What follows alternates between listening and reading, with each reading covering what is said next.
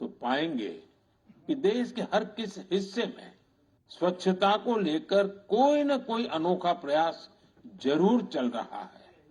कुछ ही दिन बाद आने वाले 2 अक्टूबर को स्वच्छ भारत मिशन के 10 साल पूरे हो रहे हैं।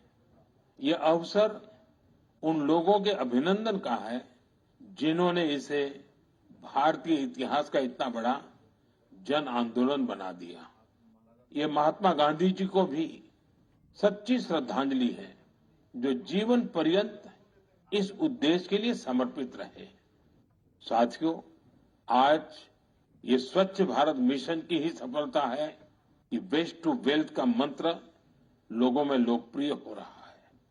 लोग रिड्यूस, रीयूज और रिसाइकल पर बात करने लगे हैं, उसके उदाहरण देने लगे हैं। अब जैसे मुझे केरला में कोझिकोड में एक शानदार प्रयास के बारे में पता चला। यहाँ 74 ईयर के सुब्रमण्यम जी 23,000 से अधिक कुर्सियों की मरम्मत करके उन्हें दोबारा काम लायक बना चुके हैं। लोग तो उन्हें रिड्यूस, रीयूज और रिसाइकल यानी RRR चैंपियन भी कहते हैं। उनके इन अनूठे प्रयासों को कोझिकोड सिविल स्टेशन, PWD और LIC के दफ्तरों में देखा जा सकता है। साथियों, स्वच्छता को लेकर जारी अभियान से हमें ज्यादा से ज्यादा लोगों को जोड़ना है और ये अभियान किसी एक दिन का, एक साल का नहीं होता है। ये युगों युगों तक निरंतर करने वाला काम है। ये जब तक हमारा स्वभाव बन जाए स्वच्छता, तब तक करने का काम है। मेरा आप सबसे आग्रह है कि आप भी अपने परिवार, दोस्तों, पड़ोसियों या सहकर्मियों के साथ मिलकर स्वच्छता अभियान में हिस्सा जरूर लें। मैं एक बार फिर स्वच्छ भारत मिशन की सफलता पर आप सभी को बधाई देता हूं। मेरे प्यारे देशवासियों, हम सभी को अपनी विरासत पर बहुत गर्व है और मैं तो हमेशा कहता हूं, विकास भी, विरासत भी।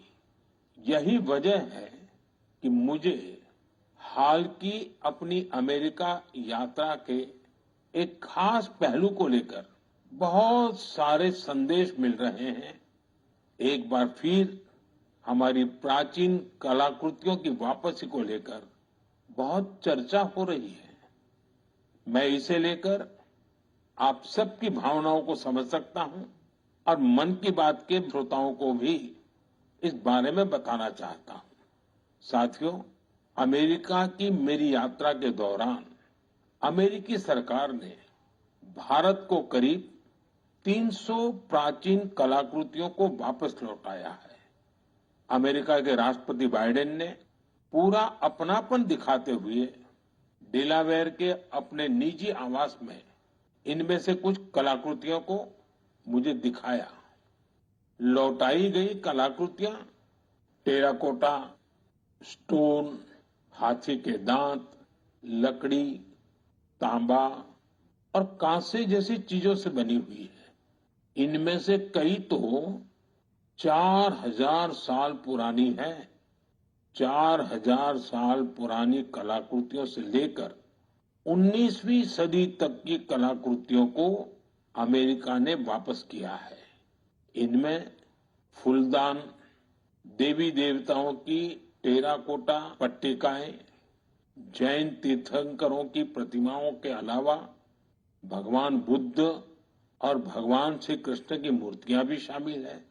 लौटाई गई चीजों में पशुओं की कई आकृतियां भी हैं। पुरुष और महिलाओं की आकृतियों वाली जम्मू कश्मीर की टेराकोटा टाइल तो बेहद ही दिलचस्प है। इनमें कांसे से बनी भगवान श्री गणेश जी की प्रतिमाएं भी हैं, जो दक्षिण भारत की हैं।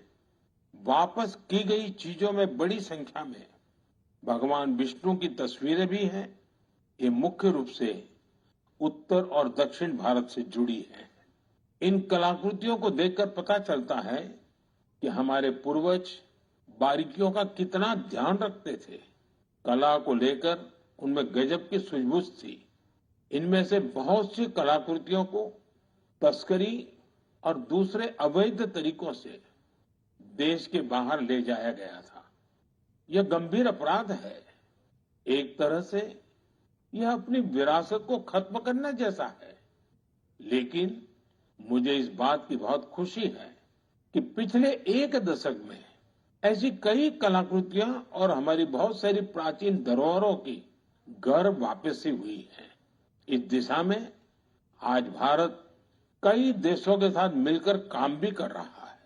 मुझे विश्वास है जब हम अपनी विरासत पर गर्व करते हैं तो दुनिया भी उसका सम्मान करती है और उसी का नतीजा है कि आज विश्व के कई देश हमारे यहां से गई हुई ऐसी कलाकृतियों को हमें वापस दे रहे हैं। मेरे प्यारे साथियों, अगर मैं पूछूं कि कोई बच्चा कौन सी भाषा सबसे आसानी से और जल्दी सीखता है तो आपका जवाब होगा मातृभाषा।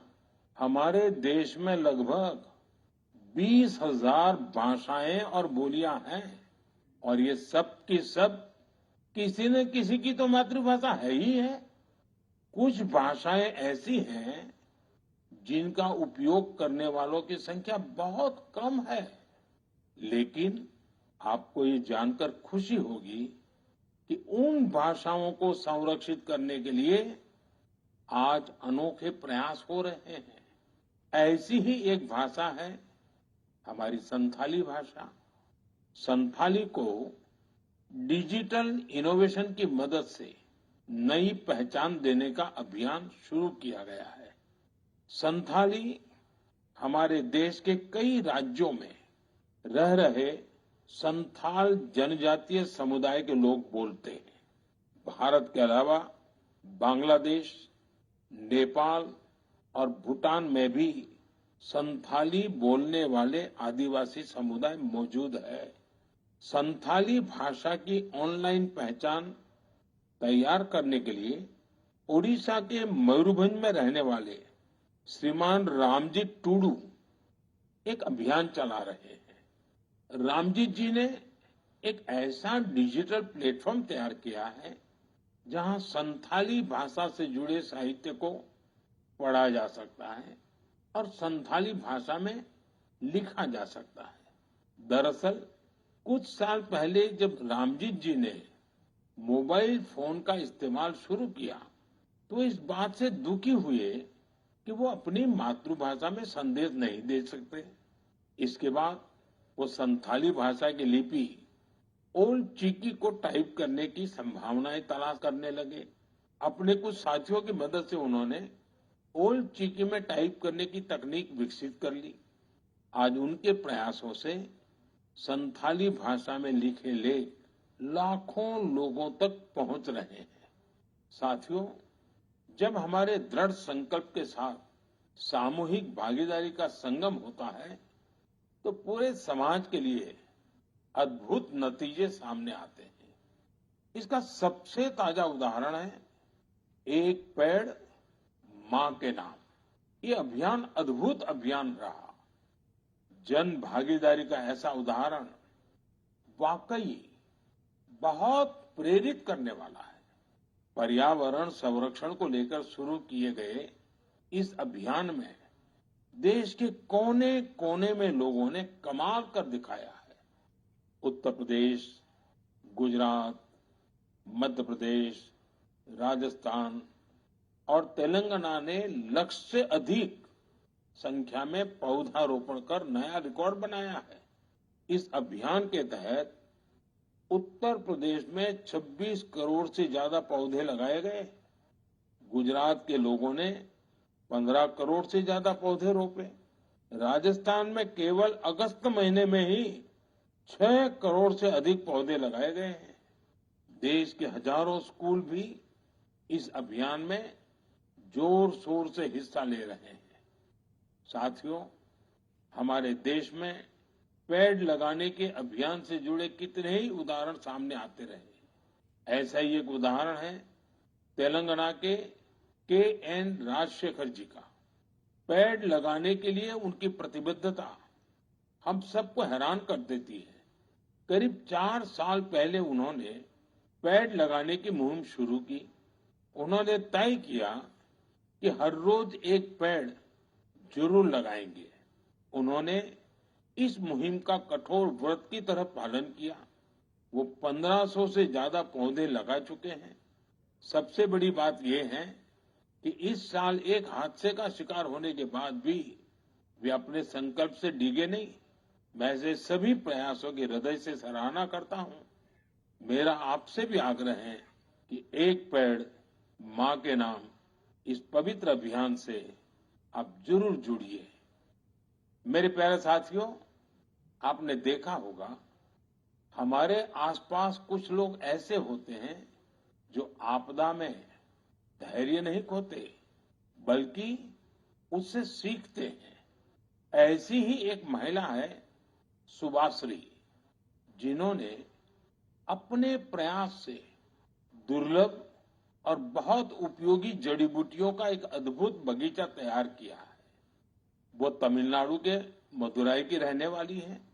वैसे तो पेशे से वो एक टीचर है, लेकिन औषधीय वनस्पतियां, मेडिकल हर्ब्स के प्रति उन्हें गहरा लगाव है।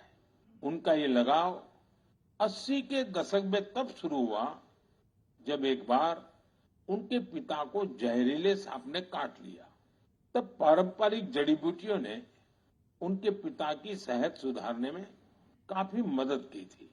इस घटना के बाद उन्होंने पारंपरिक औषधियों और जड़ी बूटियों की खोज शुरू की। आज मदुराई के वेरीचियूर गांव में उनका अनोखा हर्बल गार्डन है, जिसमें 500 से ज्यादा दुर्लभ औषधीय पौधे हैं। अपने इस बगीचे को तैयार करने के लिए उन्होंने कड़ी मेहनत की है। एक एक पौधे को खोजने के लिए उन्होंने दूर दूर तक यात्राएं की, जानकारियां जुटाई और कई बार दूसरे लोगों से मदद भी मांगी। कोविड के समय उन्होंने इम्यूनिटी बढ़ाने वाली जड़ी बूटियां लोगों तक पहुंचाई। आज उनके हर्बल गार्डन को देखने के लिए लोग दूर दूर से आते हैं। वो सभी को हर्बल पौधों की जानकारी और उनके उपयोग के बारे में बताती है। सुभाश्री हमारी उस पारंपरिक विरासत को आगे बढ़ा रही हैं, जो सैकड़ों वर्षों से हमारी संस्कृति का हिस्सा है। उनका हर्बल गार्डन हमारे अतीत को भविष्य से जोड़ता है। उन्हें हमारी ढेर सारी शुभकामनाएं। साथियों, बदलते हुए इस समय में नेचर ऑफ जॉब्स बदल रही है और नए नए सेक्टर्स का उभार हो रहा है, जैसे gaming, animation, reel making, film making या पोस्टर मेकिंग। अगर इनमें से किसी स्किल में आप अच्छा प्रदर्शन कर सकते हैं तो आपके टैलेंट को बहुत बड़ा मंच मिल सकता है। अगर आप किसी बैंड से जुड़े हैं या फिर कम्युनिटी रेडियो के लिए काम करते हैं तो भी आपके लिए बहुत बड़ा अवसर है। आपके टैलेंट और क्रिएटिविटी को बढ़ावा देने के लिए भारत सरकार का सूचना और प्रसारण मंत्रालय ने क्रिएट इन इंडिया इस थीम के तहत 25 चैलेंजेस शुरू किए हैं। ये चैलेंजेस आपको जरूर दिलचस्प लगेंगे। कुछ चैलेंजेस तो म्यूजिक, एजुकेशन और यहां तक कि एंटी पायरेसी पर भी फोकस्ड है। इस आयोजन में कई सारे प्रोफेशनल ऑर्गेनाइजेशन भी शामिल हैं, जो इन चैलेंजेस को अपना पूरा सपोर्ट दे रहे हैं। इनमें शामिल होने के लिए आप wavesindia.org पर लॉग इन कर सकते हैं। देश भर के क्रिएटर से मेरा विशेष आग्रह है कि वे इसमें जरूर हिस्सा लें और अपनी क्रिएटिविटी को सामने लाएं। मेरे प्यारे देशवासियों, इस महीने एक और महत्वपूर्ण अभियान के 10 साल पूरे हुए हैं। इस अभियान की सफलता में देश के बड़े उद्योगों से लेकर छोटे दुकानदारों तक का योगदान शामिल है।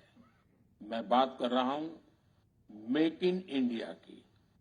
आज मुझे देखकर बहुत खुशी मिलती है कि गरीब, मध्यम वर्ग और एमएसएमईज को इस अभियान से बहुत फायदा मिल रहा है। इस अभियान ने हर वर्ग के लोगों को अपना टैलेंट सामने लाने का अवसर दिया है। आज भारत मैन्युफैक्चरिंग का पावर हाउस बना है और देश की युवा शक्ति की वजह से दुनिया भर की नजरें हम पर है। ऑटोमोबाइल्स हो, टेक्सटाइल्स हो, एविएशन हो, इलेक्ट्रॉनिक्स हो या फिर डिफेंस, हर सेक्टर में देश का एक्सपोर्ट लगातार बढ़ रहा है। देश में एफडीआई का लगातार बढ़ना भी हमारे मेक इन इंडिया की सफलता की गाथा कह रहा है। अब हम मुख्य रूप से 2 चीजों पर फोकस कर रहे हैं। पहली है क्वालिटी, यानी हमारे देश में बनी चीजें ग्लोबल स्टैंडर्ड की हो। दूसरी है वोकल फॉर लोकल, यानी स्थानीय चीजों को ज्यादा से ज्यादा बढ़ावा मिले। मन की बात में हमने hashtag my product my pride की भी चर्चा की है। लोकल प्रोडक्ट को बढ़ावा देने से देश के लोगों को किस तरह से फायदा होता है, इसे एक उदाहरण से समझा जा सकता है। महाराष्ट्र के भंडारा जिले में टेक्सटाइल की एक पुरानी परंपरा है, Bhandara tussar silk handloom. Tussar silk अपने डिजाइन, रंग और मजबूती के लिए जानी जाती है। भंडारा के कुछ हिस्सों में 50 से भी अधिक सेल्फ हेल्प ग्रुप इसे संरक्षित करने का काम में जुटे हैं। इनमें महिलाओं की बहुत बड़ी भागीदारी है। यह सिल्क तेजी से लोकप्रिय हो रही है और स्थानीय समुदायों को सशक्त बना रही है। और यही तो मेक इन इंडिया की स्पिरिट है। साथियों, त्योहारों के इस मौसम में आप फिर से अपना पुराना संकल्प भी जरूर दोहराइए। कुछ भी खरीदेंगे वो मेड इन इंडिया ही होना चाहिए। कुछ भी गिफ्ट देंगे वो भी मेड इन इंडिया ही होना चाहिए। सिर्फ मिट्टी के दिए खरीदना ही वोकल फॉर लोकल नहीं है। आपको अपने क्षेत्र में बने स्थानीय उत्पादों को ज्यादा से ज्यादा प्रमोट करना चाहिए। ऐसा कोई भी प्रोडक्ट जिसे बनाने में भारत के किसी कारीगर का पसीना लगा है, जो भारत की मिट्टी में बना है, वो हमारा गर्व है। हमें इसी गौरव पर हमेशा 4 चांद लगाने हैं। साथियों, मन की बात के इस एपिसोड में मुझे आपसे जुड़कर बहुत अच्छा लगा। इस कार्यक्रम से जुड़े अपने विचार और सुझाव हमें जरूर भेजिएगा। मुझे आपके पत्रों और संदेशों की प्रतीक्षा है। कुछ ही दिन बाद त्योहारों का सीजन शुरू होने वाला है। नवरात्र से इसकी शुरुआत होगी और फिर अगले 2 महीने तक पूजा पाठ, व्रत, त्योहार, उमंग उल्लास, चारों तरफ यही वातावरण छाया रहेगा। मैं आने वाले त्योहारों की आप सबको बहुत बहुत बधाई देता हूं। आप सभी अपने परिवार और अपने प्रियजनों के साथ त्योहार का खूब आनंद लें और दूसरों को भी अपने आनंद में शामिल करें। अगले महीने मन की बात कुछ और नए विषयों के साथ आपसे जुड़ेंगे। आप सबका बहुत बहुत धन्यवाद।